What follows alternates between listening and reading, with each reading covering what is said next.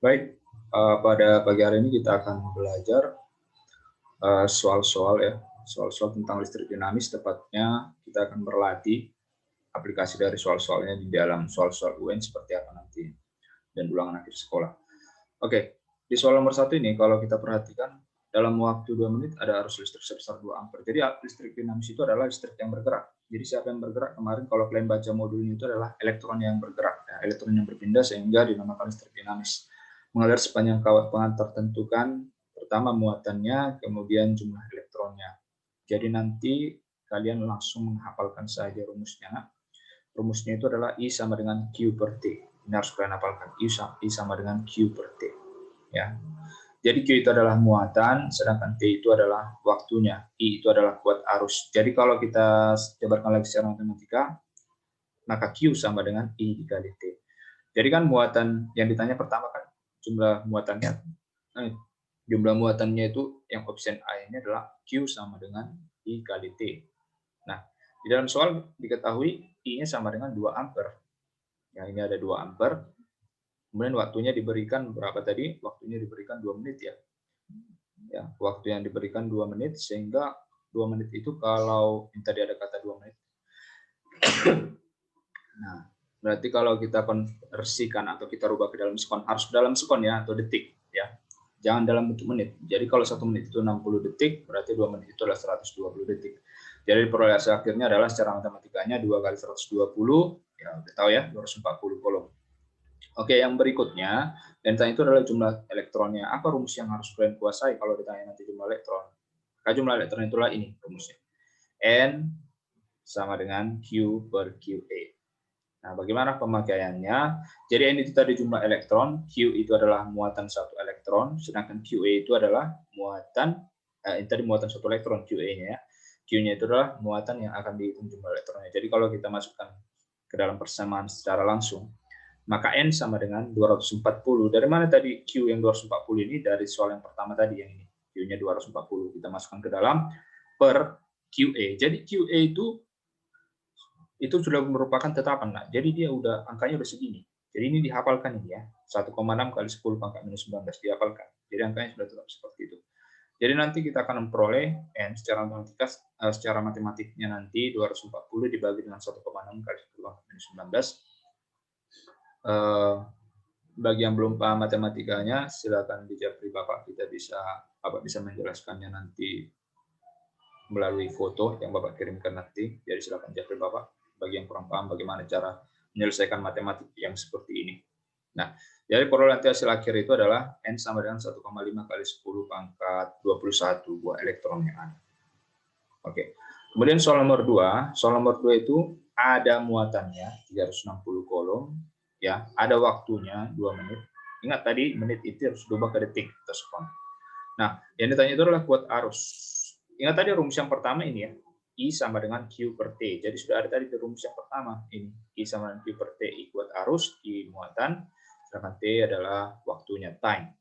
Jadi di sini Q-nya kita masukkan 360 kolom per 120. Kenapa 120? Karena 2 menit itu adalah 120 detik atau 120 sekon.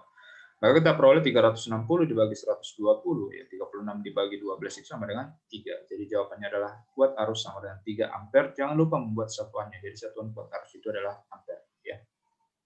Nah, berikutnya kita akan membahas tentang masalah konversi satuan. Karena ini penting. Jadi beberapa soal yang kita temui satuannya bukan itu melulu saja. Kadang bervariasi satuannya, jadi perlu kita terapkan konversi. Jadi Bapak di sini sudah memilih 3 konversi yang secara umum dipakai di dalam soal-soal nantinya. Ini yang paling umum, yang paling sering keluar dalam soal. Jadi ini kita buatkan dulu.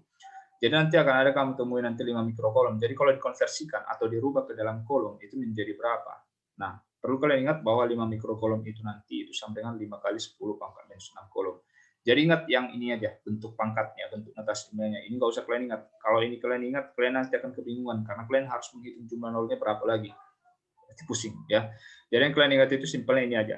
Jadi 5 mikrokolom itu sama dengan 5 kali 10 pangkat minus 6 kolom. Ini aja. Nah, kemudian ada 100 mikrokolom. Jadi bukan 100 mikro ya. Kalau yang pertama tadi ini adalah simbol mikro, yang kedua ini N ini adalah milikolom. Jadi kalau kita bicara tentang milikolom, mili itu adalah 10 pangkat minus 3. Makanya di sini ada muncul 10 pangkat minus 3. Jadi ingat, mili itu adalah 10 pangkat minus 3, mikro itu adalah 10 pangkat minus 6. Jadi kalau kita kalikan 100 kali 10 pangkat minus 3 secara matematika, ya, jadi ini nolnya ada 2 yang lebih, sedangkan di sini kekurangan 3 nol, makanya minus 3. Berarti hutangmu 3, sedangkan uangmu ada 2. Berarti ketika kamu berikan uangmu yang 2 tadi, ya, untuk membayar hutangmu, maka kamu tinggal memiliki sisa hutang sebanyak 1. Sisa hutang sebanyak 1 berarti ini jadi berapa? Minus 1, karena hutangmu 1 lagi. Berarti 10 pangkat minus 1 itu adalah 0,1. Jadi 10 pangkat minus 2, 0,02. 10 pangkat minus 3, 0,03. Ya. Jadi kalau kita bicara tentang notasi ilmiah sebenarnya itu sudah mudah. Jadi kalau misalnya Bapak katakan, coba buatkan 10 pangkat minus 1, berarti nanti itu 0,1. Coba buatkan 10 pangkat minus 2, berarti minus 2, berarti nolnya 2, 0,02. Seperti mudah ya. Coba buatkan 10 pangkat minus 5, berarti nanti hitung nolnya 5, karena 10 pangkat minus 5, 0, itu 1 nolnya, 2, 3, 4, 5.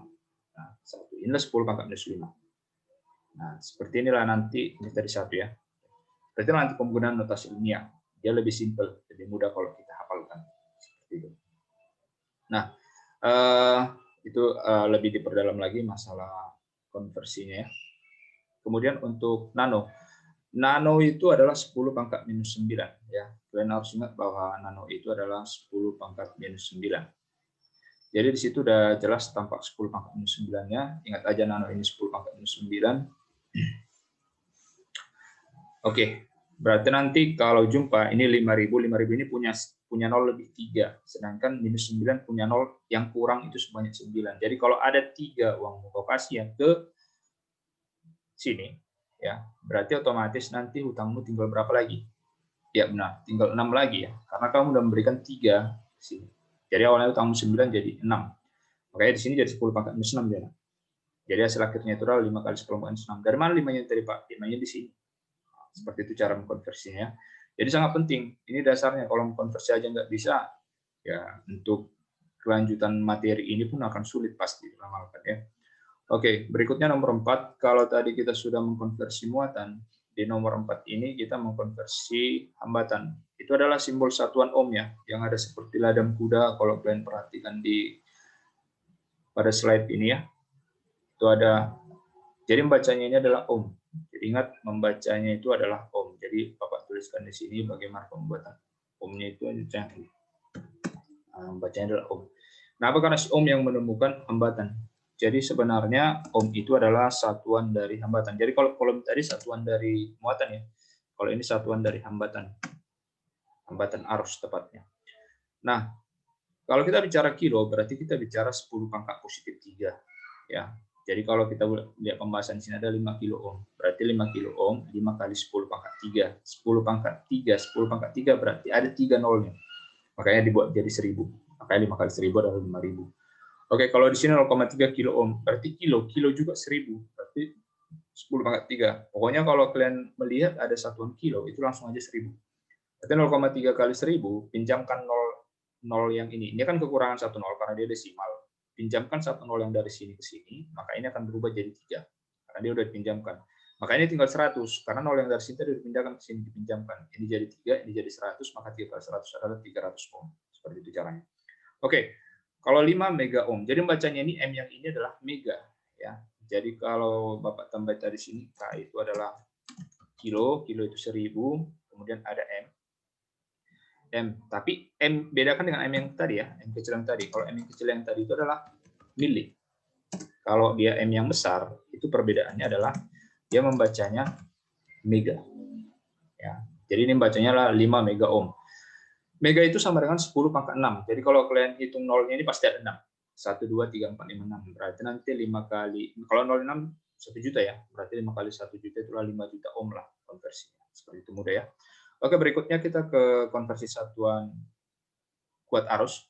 Jadi di situ ada tertulis A. A itu adalah singkatan dari ampere atau ampere membacanya.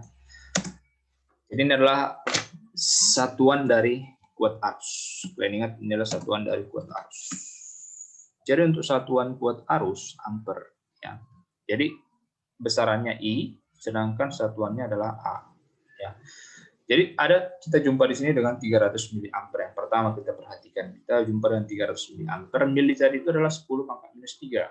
Kalian masih ingat tadi di soal nomor 2, kita berjumpa dengan mili itu adalah 10 pangkat minus 3. Jadi kalau di sini ada 300 miliampere, berarti sama dengan 300 dibagi dengan 1000. Kenapa dibagi 1000, Pak?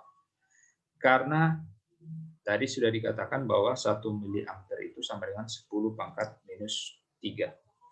Ya. Jadi kalau kita buat di sini, mili itu sama dengan 10 pangkat minus 3. Ya, 10 pangkat minus 3. Karena 10 pangkat minus 3, dia harus dibagi dengan 1000. Jadi kalau ada yang kebingungan nanti tentang matematikanya, silakan dijawab Bapak ya. Jadi nanti ini jadi 300 bagi 1000. Kalau ini 12 miliampere, mili juga ya, berarti nanti 12 lah dibagi 1000. Nah, seperti itu. Jadi kalau kilo itu dikali, kalau mili itu dibagi. Jadi kalau di sini Bapak tambahkan lagi untuk datanya, kalau kilo itu sama dengan dikali 1000. Mana ini? 1000. Kalau kita jumpa dengan mili, dia nanti dibagi 1000. Gitu. Dipahami dulu nanti masalah konversi seperti ini ya, dan mudah nanti. Oke, kalau sudah paham ini, berikutnya kita soal yang baru. Sebentar. Oke, kita hapus dulu yang ini.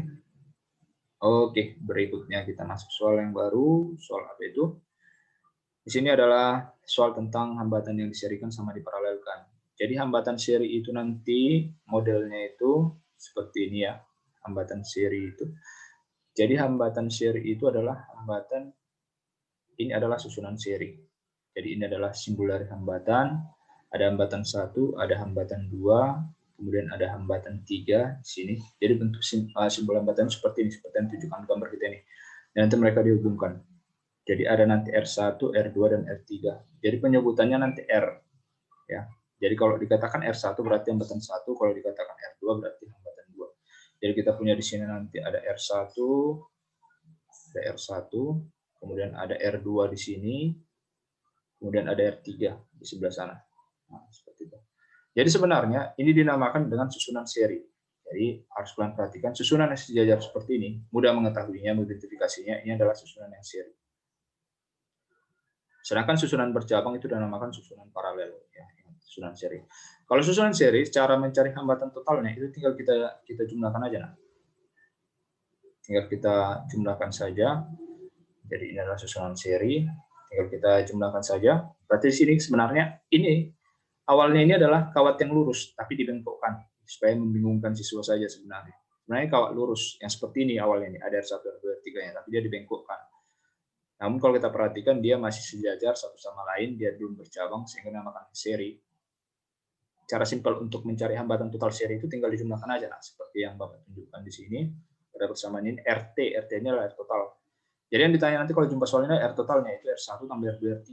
Jadi ketahuikan dalam soal kan R1-nya 5, R2-nya 10, R3-nya 15. Gimana tadi baca satuannya? Ya, ohm ya. Cara membacanya adalah ohm. Jadi nanti R1-nya itu adalah 5 ohm ditambah 10 ohm R2 ditambah R3-nya 15 ohm, maka R totalnya adalah 30 ohm. Jadi seri langsung jumlahkan aja secara aljabarnya ya. Udah ya? Nggak ada masalah ya. Oke, bagaimana dengan paralel, Pak? Nah, bentuk dari paralel nanti dia seperti ini ya. Kalau kita perhatikan nanti yang paralel itu seperti apa sih? Nah, ini musnya. Oke, bentuk paralel itu yang seperti ini paralel, dia bercabang. Jadi awalnya dia satu garis seperti ini, dia bercabang ke atas satu, garis satunya ke bawah yang kedua.